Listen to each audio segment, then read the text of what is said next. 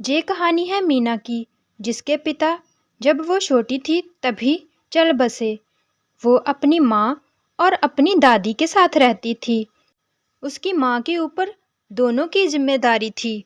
एक दिन मीना की माँ रास्ते से जा रही थी कि तभी अचानक आगे से गाड़ी आई और उसका एक्सीडेंट हो गया और उसकी मौत हो गई।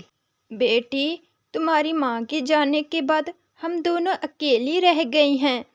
अब हम दोनों क्या करेंगी? मेरे घुटनों में भी बहुत तेज दर्द है। अब हमारे घर का गुजारा कैसे चलेगा? मैं सोच रही थी कि अब तुम्हें ही ये जिम्मेदारी उठानी होगी बेटा। मीना ये सब सुनकर अपनी मौसी के पास जाती है और उनसे कहती है, मौसी, माँ के जाने के बाद हम दोनों अकेले रह गए हैं। कब तक हम दोनों लोगों के घर से मांग मांग कर खाएंगे? मैं खुद कुछ काम करना चाहती हूँ मौसी, मुझे काम दिला दो ना।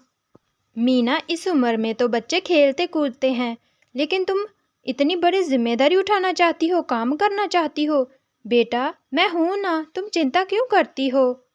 मेरे होते हुए तुम्हें काम करने की ज़रूरत नहीं है। नहीं मौसी, मुझे अच्छा नहीं लगता कि आप हम दोनों की जिम्मेदारी उठाएं। एक ना एक दिन तो मुझे करना ही पड़ेगा। मीना, काम ढूंढना इतना भी आसान नहीं है। वो देखो, चाट की रेहड़ी। क्या हम चाट खाएं? चलो मेरे साथ, हम दोनों चाट खाते हैं। चाट वाले भैया, ये प्लेट कितने की है? एक 50 की और 2 लोगे तो 100 की। अरे इतनी महंगी, एक प्लेट 50 रुपए की। तुम तो दिन ब दिन रेट बढ़ाते ही जा रहे हो। एक दिन ऐसा आएगा कि कोई ग्राहक नहीं आएगा तुम्हारे यहाँ। एक भी पैसा कम नहीं करूँगा। अगर खाना है तो खाओ, आगे तुम्हारी मर्जी। चली जाओ जहाँ से। हाँ हाँ, जा रहे हैं। वैसे भी तुम्हारी इतनी महंगी चाट कौन खाएगा? देखा मेरा, कितनी अकड़ है इसमें। और कोई रेहड़ी नहीं है ना पास में, इसीलिए महंगा दाम। मौसी, मुझे एक आइडिया आया है, क्यों ना मैं भी सब्जियों की चाट बनाकर बेचूं। मेरी माँ अक्सर सब्जियों की चाट बनाती थी, वो बहुत टेस्टी थी, इसलिए मैं भी वही बेचूंगी। फल तो बहुत महंगे आएंगे, लेकिन सब्जियाँ वो तो हमारे खेतों में बहुत हैं। क्या आप मौसी मेरी मदद करेंगी ना? हाँ हाँ, क्यों नहीं, मैं तुम्हारी मदद जरूर करूँगी। क्या तुम मुझे कर पाओगी? कोई बात नहीं, मैं तुम्हारे साथ हूँ। दादी दादी, मैं सब्जियों की चाट रेहड़ी लगाना चाहती हूँ, मुझे अपना आशीर्वाद दीजिए। अगले दिन मीरा अपनी टोकरी उठाती है और खेतों की ओर जाने लगती है। वो मन में सोचती है कि सब कुछ ठीक ठाक से हो जाए। धीरे धीरे से वो खेतों की ओर पहुंच जाती है और उसके बाद वह अपनी टोकरी में बहुत सारी सब्जियां ले लेती है। और अगले दिन सब्जी चाट रेहड़ी तैयार हो जाती है।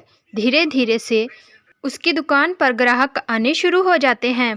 दूर दूर तक उसकी रेहड़ी की चर्चा होने लगती है और दूर दूर से ग्राहक आने शुरू हो जाते हैं और सभी लोग बहुत ही तारीफ करते हैं। उधर रामू जलता है और एक दिन उसके खाने में बहुत सारा नमक डालकर चला जाता है। मीरा, आज तुम्हारी चाट में बहुत सारा नमक था। आखिरकार इतना नमक कब से डालने लग गई तुम? पहले तो ऐसा नहीं था। मैंने तो बिल्कुल कल जैसी ही चाट बनाई थी। कहाँ से नमक इतना आ गया मुझे नहीं पता। मैं खुद परेशान हूँ इस बात से। मुझे पता है, वो चाट वाला है ना सामने, उसी ने नमक डाला है। मैंने उसको देखा था इस तरफ आते हुए। हाँ, वो जलता है मीरा से, इसीलिए इसका काम चॉप्ट करना चाहता है। अभी देखती हूँ उसे मैं। हे रामू, तू क्यों परेशान करता है? अगर कोई रेहड़ी लगा भी लेता है तो तूने ही नमक डाला था ना? बोल, अगर नहीं बोला तो मैं पुलिस को बुलाऊंगा। नहीं नहीं, पुलिस को बुलाने की कोई ज़रूरत नहीं है। हाँ, मैं जलता हूँ। आखिरकार मेरी रेहड़ी के सभी ग्राहक वहाँ पर जाने लगे तो क्यों ना मैं जलूं, इसीलिए मैंने नमक डाल दिया था। पुलिस को मत बुलाइएगा, मुझे माफ़ कर दीजिए, आगे से मैं ऐसा नहीं करूँगा। हमें किसी का हक छीनने की कोई ज़रूरत नहीं है। हमें किसी की मेहनत पर पानी फेरने की कोई ज़रूरत नहीं है। इसीलिए तुम अपनी जलिस को अपने पास रखो और दूसरों की खुशी में खुश रहो।